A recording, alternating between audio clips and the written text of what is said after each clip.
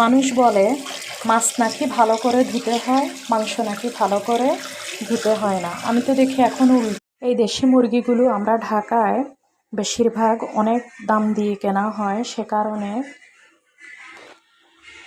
বাবা বাড়ি থেকে আসার সময় এই মুরগিগুলো নিয়ে এসেছিলেন। বাবা সেদিন অনেক রাত্রে এসেছেন, যেহেতু বিকালের বাসে এসেছেন, আস্তে আস্তে অনেক রাত, তখন আমি আপনাদের সাথে শেয়ার করতে পারিনি। আমাদের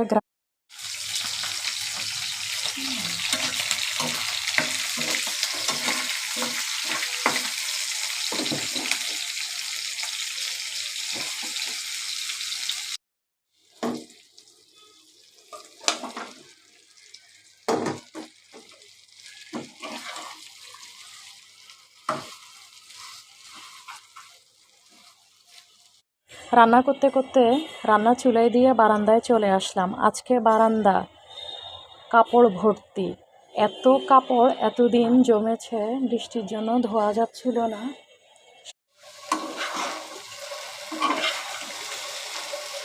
ঢ্যাঁড়সের কালারটা অনেক সুন্দর, একেবারে সবুজ সবুজ, খুব ভালো লাগছে দেখতে।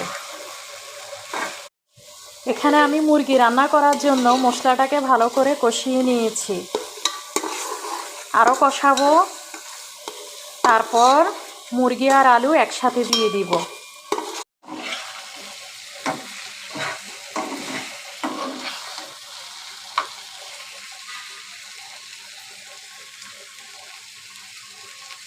সালাদও কেটে রেখেছি দুপুরে আজকে ভাত দিয়ে খাওয়ার জন্য।